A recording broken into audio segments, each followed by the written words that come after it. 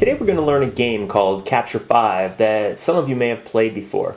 In this game you add and subtract combinations of 10 and 1 and move a game piece around a hundreds chart to capture chips. You'll have change cards that tell you what combinations of moves you can make, and you can use one card or up to all 5 cards to determine your moves.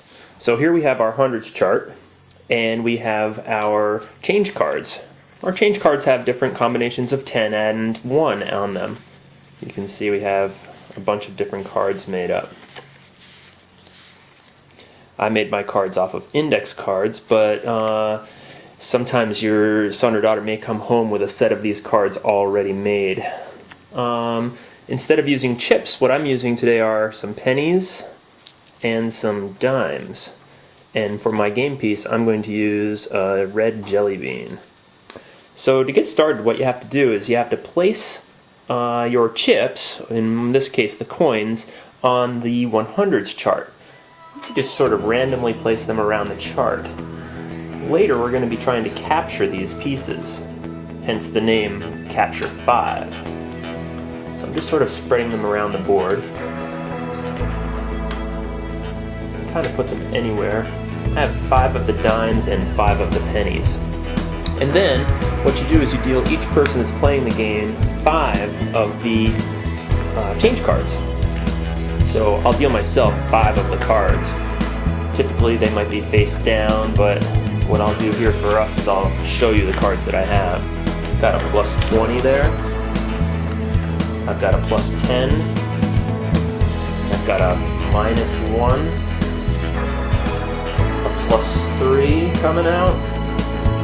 And let's see, my last card is going to be a minus 10. So those are my 5 cards that I'll be working with. So what we've been having the kids do at school is we've been having them start on the 50 space right here. And so their game piece would start right here. And then their task is to take these 5 game piece change cards and to see if they can make a move with the game piece that would land them on one of the chips. So I'm kind of looking at my cards and I'm saying to myself, what cards could I use to land on a chip? And I can see right away that I do have a move that would work. I could use my plus 10 card to move my bean, which is on 50, up to the 60 spot. Once I do that, I've captured that chip. So now my game piece is on 60 and the chip is moved, and that's my first capture. So I've captured 1 at this point, and my goal is to capture 5.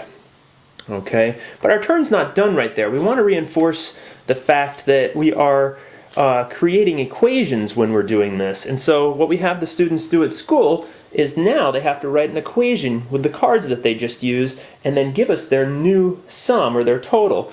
So the first equation that I would need to write would be 50 plus 10 equals 60. 50 plus 10 equals 60.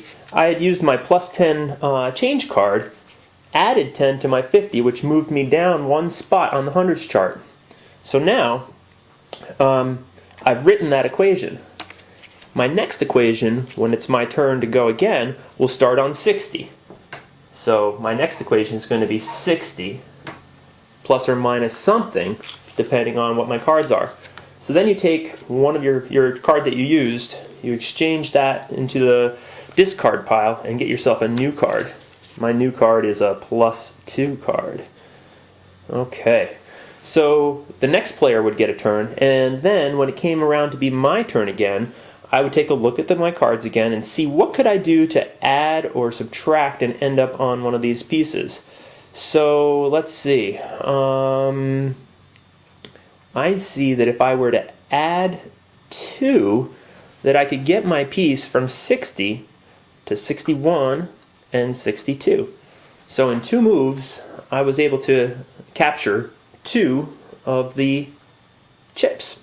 So now I'm going to write my equation that I've just used. So now it's going to be 60 plus 2 equals 62. So now I've captured 2 of the pieces. you can see it doesn't matter if I capture the dime or the penny. It doesn't matter what you're using as chips. You could use a coffee bean, game pieces from another game. Whatever you have at home would work just fine.